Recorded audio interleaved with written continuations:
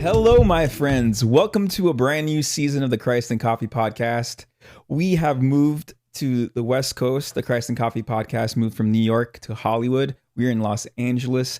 And to kick things off with this brand new season of life and a new season of the podcast, I have my favorite guest of all time joining the program.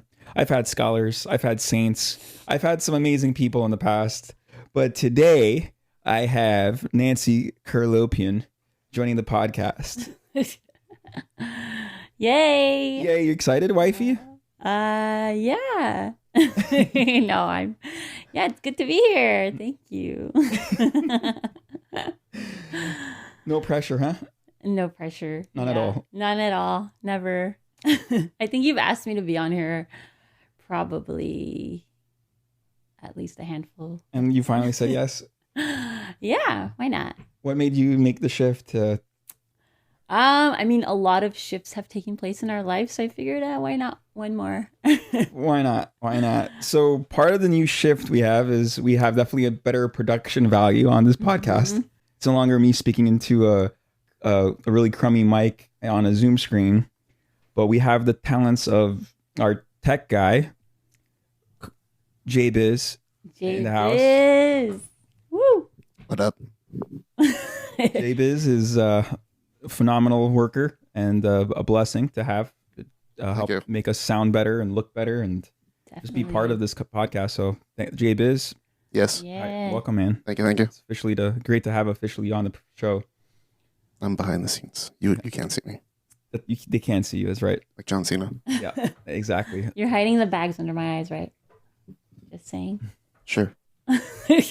So let's talk about that, Nance. What kind of changes have happened? It's been a year since we released something because a lot has happened. Yes, a lot has happened. We are back to where I grew up. We're in Orange County.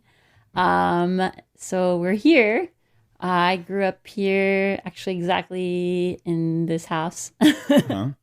So it's a little strange being back, a little bit of a counterculture shock, as you know, you and I have talked about. But it's great. It's awesome. It's good to be here with familiar faces. Of course, you know, we miss a lot of our friends and our life that we had in New York, but you know, not to say they've been forgotten. Right. Yeah, so it's exciting. I always find it funny when people asked why we left New York. First of all, people thought that something was up, like there was church drama. Yeah. Or like there was a church fight.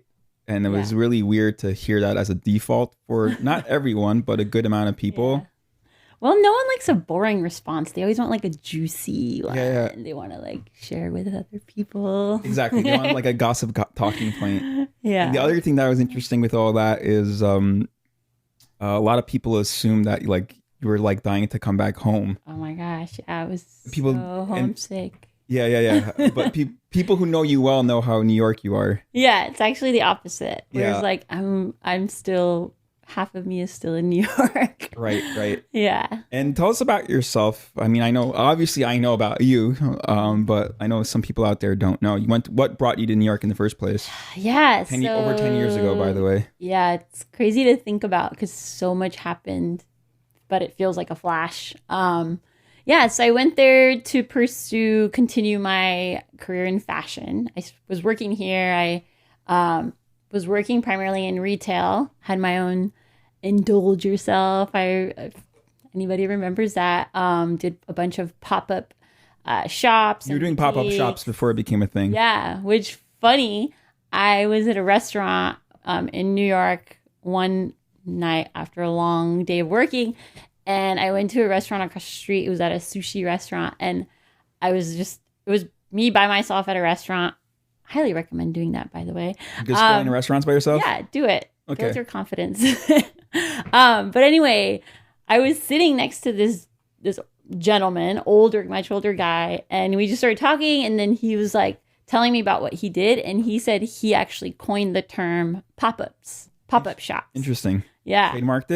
Trademarked it and everything. But and I was calling it mobile site boutiques at the time because there was no term for it. Yeah. But anyway, funny story. Yeah. So you were in the fashion industry in New York, but like you weren't just like some girl doing fashion. You were legitimately throwing on Fashion Week productions. Yeah. So I wanted to move from retail into the design space, into understanding and learning about how the actual business of brand development and business development worked. Yeah. So I pretty much wore all the various hats of that specific industry. So I went in as creative director for evening wear line gowns, and then went into marketing and brand development in the marketing space with event production. Yeah. So we put on New York Fashion Week, and I worked with all various types of brands.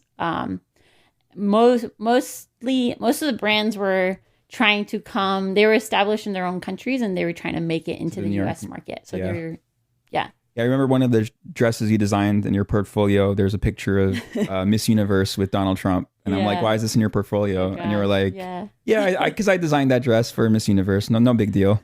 Oh boy, yeah. So yeah, fun stories like that. Lots of fun stories in the industry. Yeah. But you came to one of the shows. Yeah, that's when I started crushing on you. Oh yeah? Yeah. That was my first time. I was like, oh yeah, this girl's pretty cool. And then I saw you in your element. I'm like, this fool is a boss. And I was like, I really like this. So yeah, that was a funny show because it was like, I remember it was one of our top designers, and with those designers they pretty much managed their guest list, and I had put like 20 people. I said I need 20 spots reserved for my very important people. Yeah, you liked me at the time, right? But it was funny because it was all IANs, of course, and then and it was one of our Asian designers, and they were like, who are all these IANs? And I was like, oh yeah, no, they're very important people coming to the show. Yeah. And then everyone from church showed up. That was fun though. That was a great time. Yeah, it was awesome. And then we were acquaintances, and then we got more than acquaintances, and then I didn't like you at the time. I know. I'm not hurt. I did ask you out the first time to go dancing. I thought you were really awkward when I first met you. Has that changed though? Oh man. Yeah, I met you very first time was my cousin invited me. You had just started preaching. I think it was your second week on the job. It was third week. Okay, sorry. We were third week. Yeah. So right out of seminary, I'm given the keys to this church in the middle of Manhattan, 120 plus year old church. Yeah. And there was like 10 people in attendance. Yeah. All sitting in their spots that they were always sitting in when the church was like 100 plus people. Mm-hmm. So yeah, we had not the first, but best first impression. Not bad, but I was like, oh wow, he's awkward, but pleasantly awkward. Pleasantly awkward is a key. There's pleasantly awkward. There's unpleasantly awkward, and that's scary. Yeah, no, that's and pleasantly awkward. Yeah, that's pretty much what creepy is. Unpleasantly awkward is creepy. Yeah. But that was like 10 years ago. Yeah. And then we celebrated our 5 years into our 5th year of marriage, but we weren't dating until like 4 or 5 years later from that moment. Yeah. And then you transition from like doing a lot of fashion stuff to being thrown into the world of pastor wife and ministry. Yeah. So what are your thoughts when you hear that label? I know. I get asked that all the time. Yeah, it's like a thing. Especially when I meet someone for the first time, they always say, what's it like being a pastor's wife? I don't know. I mean, what is it like being a pastor's wife?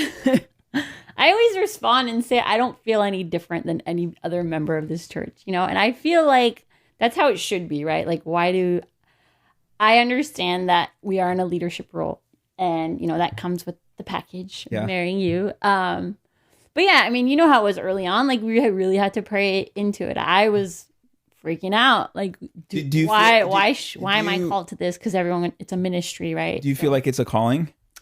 I think you definitely have to pray into it, and you have to confidently feel like God has placed you in this purpose and ministry for a reason. Yeah. Okay. And you have to accept it. Otherwise it could be really bad, like resentful. And I mean, there's been a lot of times where people put different types of pressure or judgment or just their own personal, opinions, perceptions onto you. And that's not always fun, but I've had a pretty good experience so far. I can't really complain. Right. We also have seen horror stories of it, like the 2-for-1 deal. Like you're like part of my contract to get to be a pastor. Yeah. And it's weird. I feel like there's 2 types of pastors' wives. There's the pastors' wives who completely like are not involved, and they are just like they people know of them, but they're not really there. Yeah. And then there's the other extreme where they're like super involved, even more involved than the leader. Like they're more excited about the ministry. Yeah. But I also feel like just talking to various, not everyone, but I have noticed that some pastor wives that I have talked to that were the type A where, or the first type that you described where they're not as involved, is sometimes I feel like they don't create opportunity and space for the pastor's wife to be her own person, and also just to understand like what is your calling, what are your giftings, what is your skill set. And I think that just goes across the board for all members of the church. Right. It's not just the pastor, like just a highlight on the pastor's wife. But New York Church was awesome in that. Of course, sense, young professionals, everyone was doing their thing, and we just started this new church for the Nations in Burbank, multi-ethnic church. And mostly baby boomers, but diverse and super hip, though. We have such a hip service and young at heart spirit, but a lot of cool experience, cool stories. So it's been really cool to get to know our current church for the Nations, and they've been super welcoming too. Very much so, yeah. So we've been lucky in that regard, but we know colleagues and heard of stories of other extremes. But then there's these other trend where it's like co-pastors, where they like, all right, there's a pastor and let's call the wife a pastor too. Yeah. What are your thoughts on that?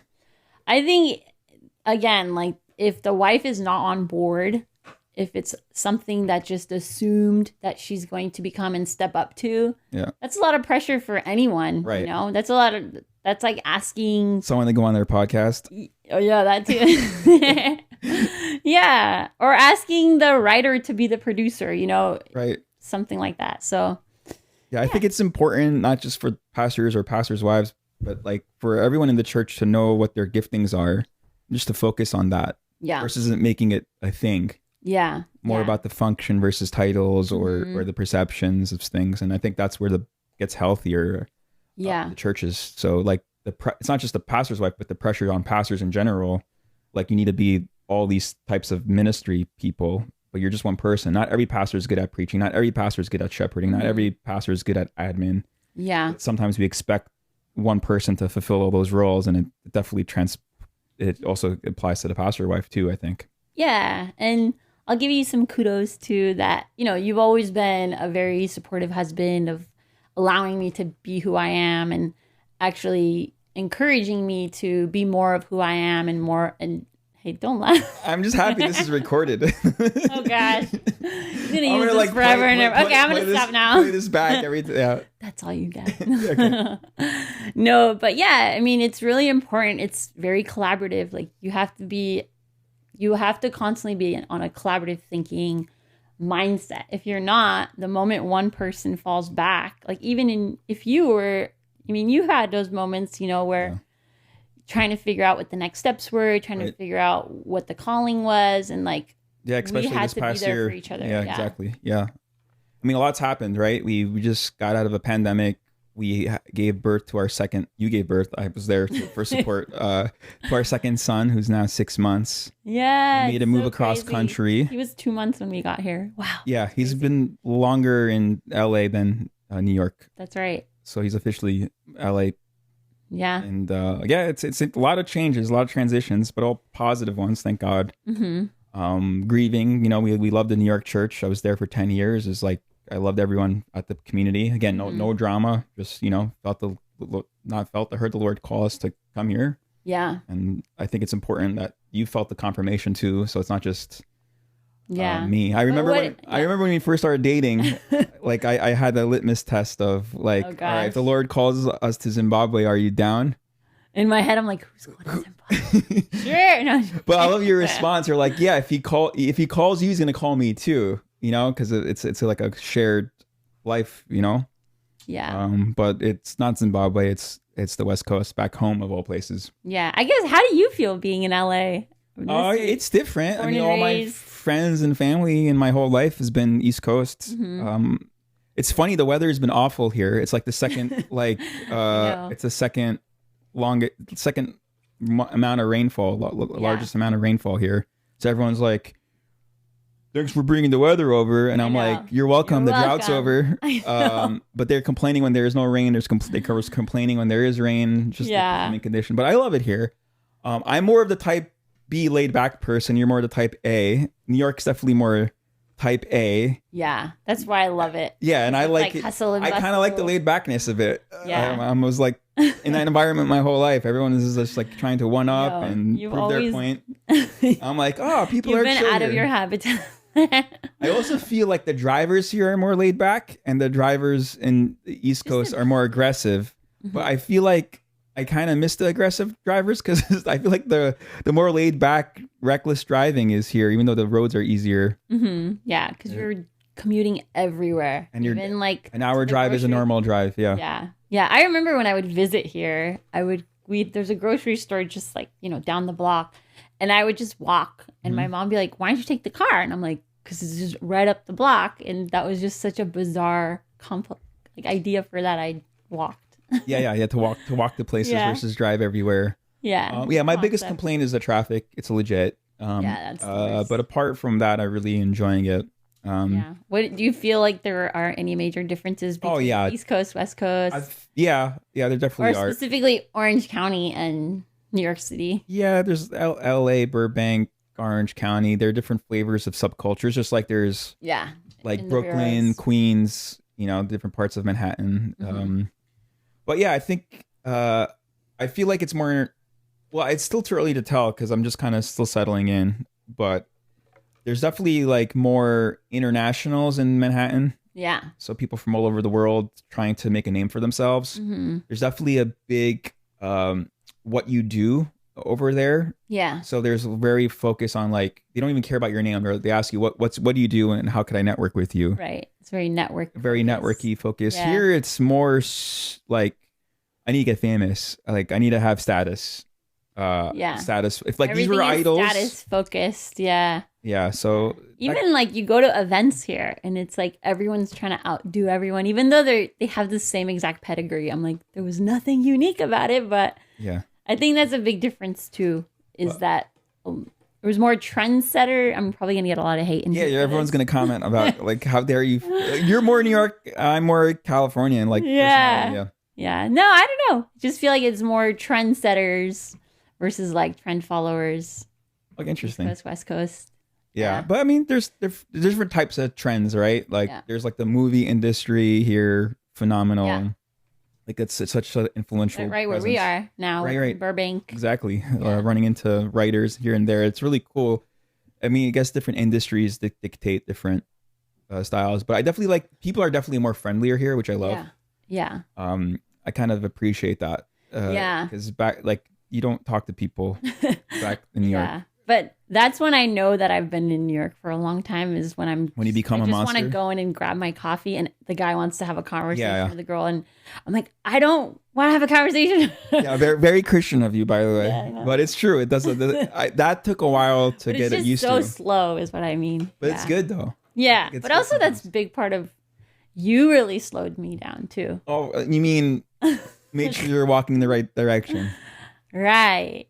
I mean, the parable of the tortoise and Chilled the me hare. out. Huh? The tortoise and the hare. Oh yeah? Yeah. Tell me more. So the rabbit is really fast, and he takes a break, and the tortoise is slow and steady. Oh. He eventually wins the race. Mm. Okay. Yeah, it's somewhere in the Bible, I think. Okay. Good talk. Yeah, this is pretty much what we talk about as a married couple. Oh man. But yeah, we have an interesting life now because we have 2 kids now. One is 2.5, one is 6 months, and Yeah. Xander was a pandemic baby. that was Yeah. it was weird because like it was super scary because you were pregnant right at the height of the pandemic. Mm-hmm. Then it was also a blessing in disguise because like it's normative to be at home now, more Yeah. so for work than it used to be. I feel like we don't realize that like I remember like all my friends complaining like, oh, I have to go to the office more than like 2 times a week now. I'm like, and they're like complaining about that. It's like 2 years ago you went like 6 times a day, I know, like 6 right? to 8 times a week. So like, Yeah. so there were some blessings like to be around the children more, but it was tough. It was there's like more fear of the unknown. Mm-hmm. Yeah. But it was fun. Yeah. It was funny too at times. Every time we got dressed, Xander would be like, oh, are we going to church? Because that's basically all we did was we got ready only when we were going to church. So even now, I don't think that switch. I mean, maybe now more so, but like, no, this time you're going to an art class. You're going to the gym. You're going to whatever. The park. Play date. Yeah. A play date. Yeah. Yeah. It was one of the saddest moments this past year was when Xander told me, I said, I'm going to work, son. Bye. I'll come back. He goes, oh, you're going to church. Yeah. So the concept of church being an office was really like interesting, like with the whole pastor kids, you know, and they're kind of thrown into the limelight too. Mm-hmm. And yeah, I mean, I'm not as nervous as I was about the whole PK thing, but I think as long as we're normal and we're able to deflect just having spotlight in many ways, I think it's fine. Yeah, I think but we're also really young parents, so we have no idea what we're talking about. So yeah, definitely. Yeah, I mean, we have friends who are PKs, right. and you know they've shared some struggles or just pressures of being the PK. I'm almost more nervous about them than I am about the pastor's wife thing. Like, I really don't care about the pastor's wife thing. Yeah, like I can deal with that, but I'm very protective of my kids, obviously. Of but course. yeah, and we just have to instill, I guess, that confidence and just allowing them to be who they are, who they're meant to be, and not care about the opinions of others and just do what we need to do. Yeah, and that goes for everything. Focus on just Jesus. Oh yeah, that's important. Yeah, hopefully. not a Joe, Mo, and Billy Bob. Yeah. Yeah. And what they think about. Yeah. I think that's super important, just to focus on the main things and focus on Jesus in the home and the house and in the ministry as well. And I mean, the church is in a weird state. Speaking of all this. That's the scarier part. Actually. What is there a church for our kids to grow up in? Because will they want to go to church? Right. You know? JBiz, can you look up how many Gen Z is church attendance? When you get the chance to do that. Grab my handy dandy mic. What do we got? Let's see. Where's the one I was looking at? So it'd be interesting to see what is the church going to look like. Especially as a lot of churches I know are struggling. They're older in demographic. It's going to be quite an interesting thing. I don't think the internet's going to replace church because you need community, but trends look like it's happening. So from christianpost.com, only a quarter of Gen Z attends church at least once a month, survey finds. Only once a month. Wow, it's like nominal attendance. So only 28% of Generation Z Americans say they're committed to attending religious services at least once a month, and 14% identify as atheist or agnostic, according to a poll suggesting younger generation is also much more likely to identify as LGBT. Okay. Yeah, so our kids are Generation Alpha, which is a badass name. Generation Alpha. No pressure. Millennials were pretty obnoxious with that title, but yeah, Generation Alpha is pretty interesting. But yeah, I think Gen Z, unlike us millennials, they're more pragmatic. They grew up with the tablet and the iPhone. We remember a time when they weren't. There wasn't an internet, and then there was an internet. But that's kind of scary statistic where you have less than a quarter attend once a month.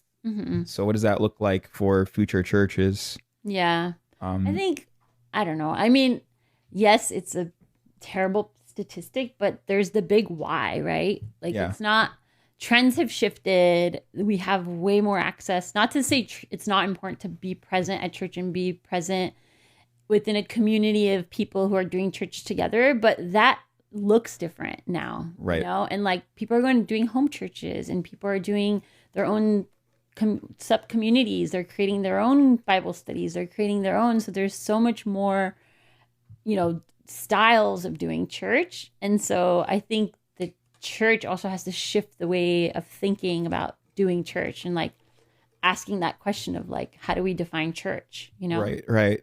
Yeah, like not too long ago, we did a Monday, Thursday service, and it was like, it's a throwback to what the old church looked like, the early church looked like, where you have a meal, you have communion, a little sermonette, and it's just like more organic, less production.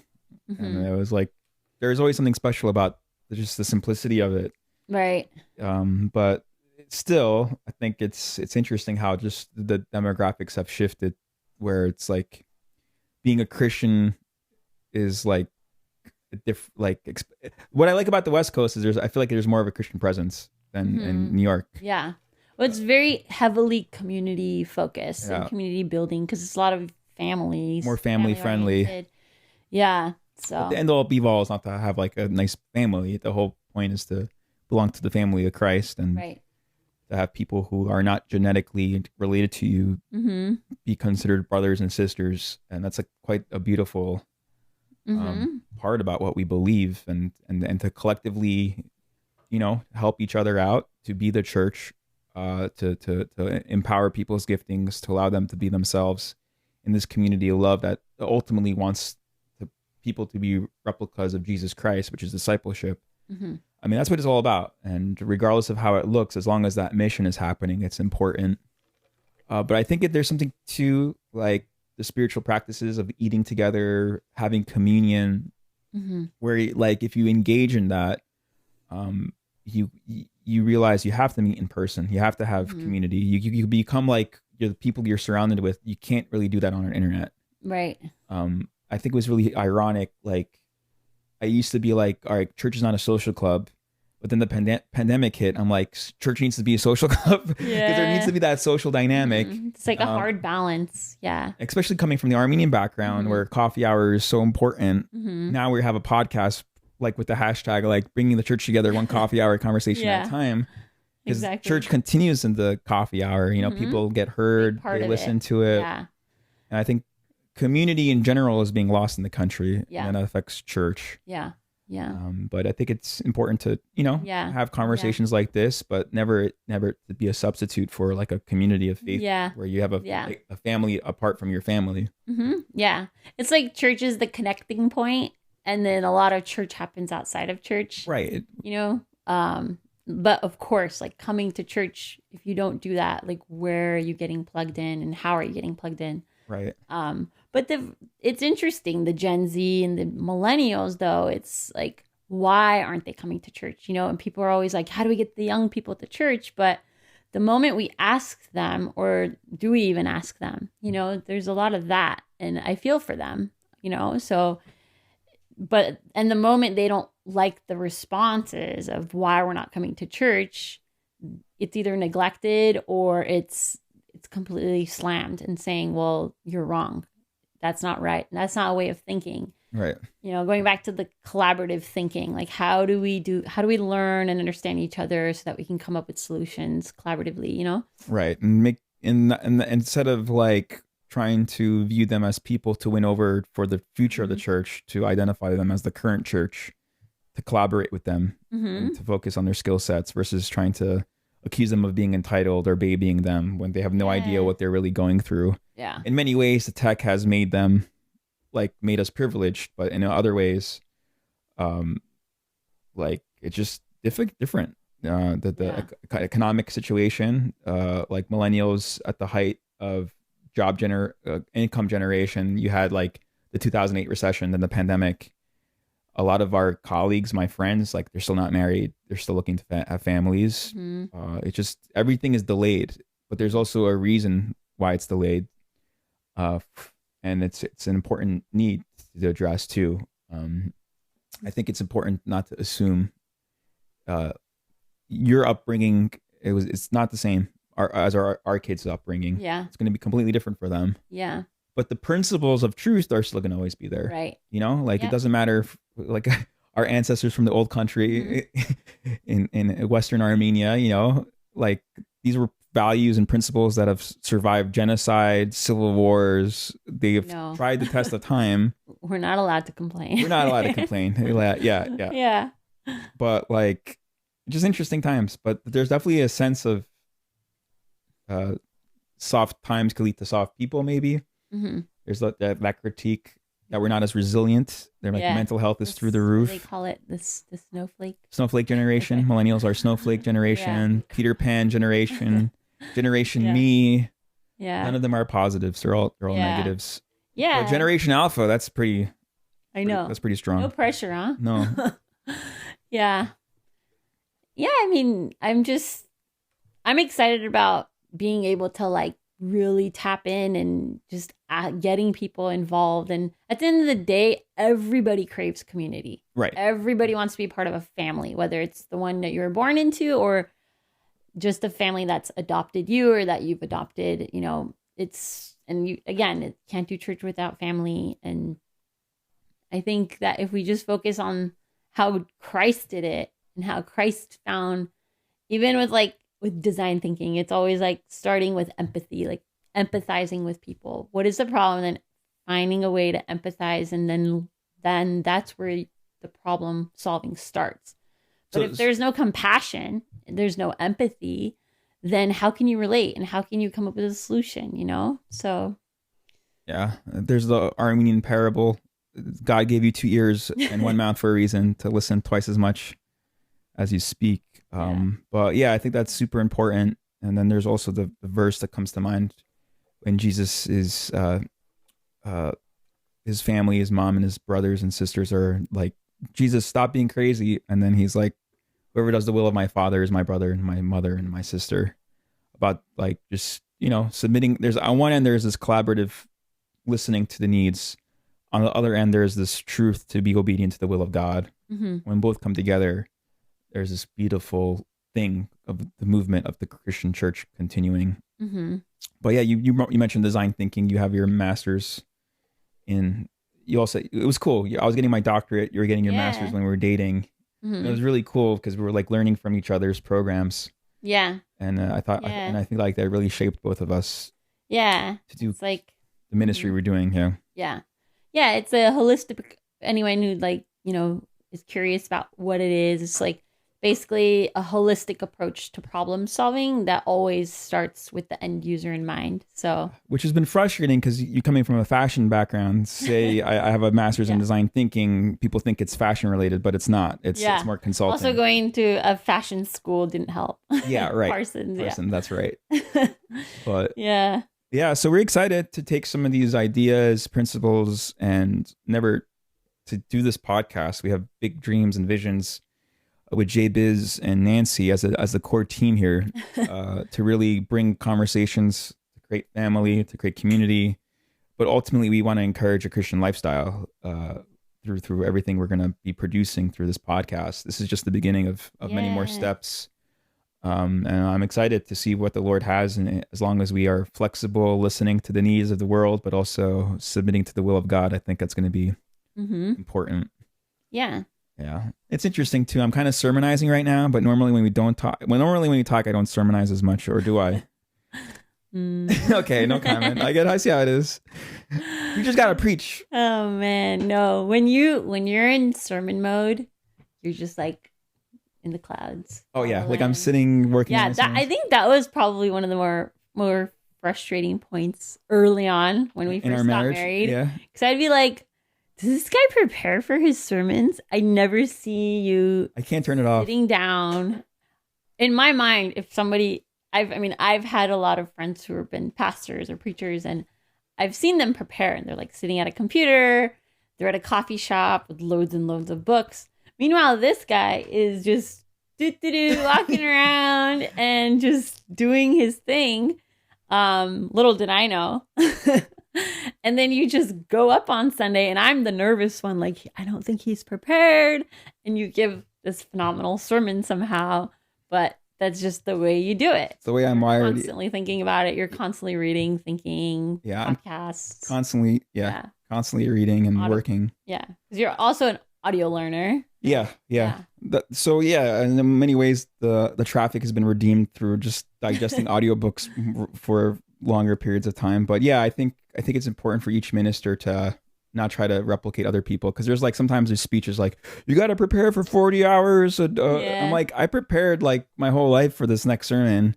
I definitely have internalized these truths. Now I'm just going to share what's there, and again, trying to be obedient to what the Lord wants me to say. I think that's the big point that I'm working on. Yeah. And to be even willing to change mid-sermon my agenda sometimes. And that's when I've really seen some positive outcomes. Then you realize, okay, I'm not going to just do this for you, Lord, but you want to do this with me. And I think that's a huge part of our ministry philosophies, not just doing things for Christ, but doing things with Christ, with the Spirit. And, and it's more fun that way. Yeah. So much more fun. Yeah. But it shows too, and people tell you that, right? Yeah. It's like that much more authentic and just being honest. Right. In the moment, in the Spirit. Versus like changing the way you speak. Yeah. And the just old school preaching voice. Focused on how you're sounding and looking. Yeah. Do I look good right now? Yeah, you look great, Hookies. Yeah, you're great. But it's also been cool that you've been a ministry partner. We have like so many cool testimonies and stories, and oftentimes you're right next to me. We're praying together. You're ministering too. But it's in a more of organic way versus just doing what the Lord's called us to do versus trying to, make it a title, make it a thing. Yeah. Just get to work. Yeah, it's been fun. It's all, obviously it's been like a little bit of a, with the babies right now. The babies, yeah, just a phase. But yeah, rightfully so. Yeah, I mean, right before that, we would do missionary trips to like the Middle East, Armenia, like poor areas in the city, and we have some amazing stories we'll probably share for another time. Yeah, it's been pretty cool seeing some miracles happen and people be saved, and it's just cool to have a ministry partner. Yeah, and I think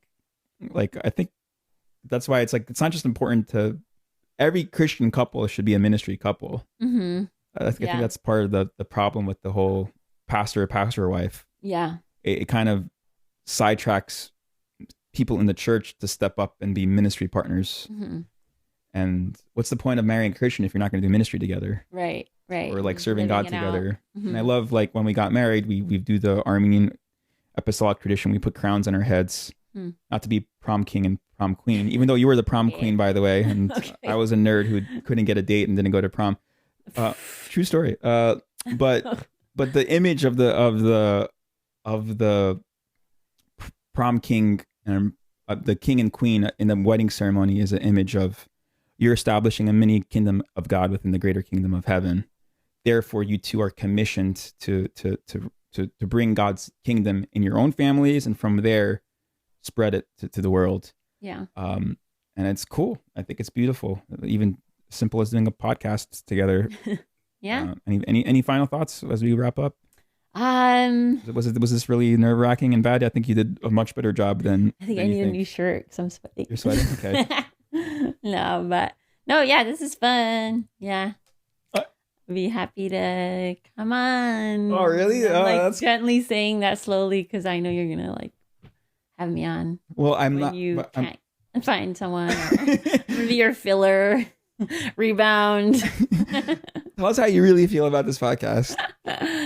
No, it's super exciting. We're excited about Christ and Coffee and turning it into a brand, a lifestyle brand. So that's exciting. I don't know if you've shared that. I didn't share the full vision of it. I think we're going to slowly reveal it over time. Oh, but do you want to do like a quick high level mind, body, spirit and what that means?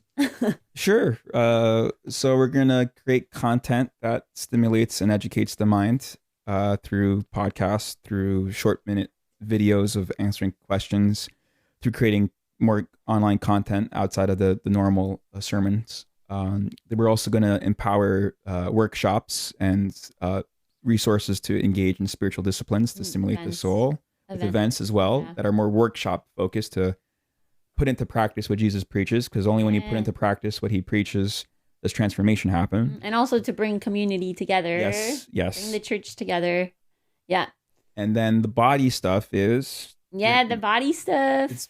It's that's like a little down the line, but we are talking about creating a clothing line that's connected If to. only I knew someone who knew how the fashion industry worked, because I'm oblivious to Yeah. it. And also coffee. So we're going to have our own Christ and Coffee line. Yeah. Beans. Yeah. And all of it is meant to empower and remind us to keep walking in the Christian lifestyle, because we need more than one nudge on Sunday. We need nudges throughout the day. Yeah.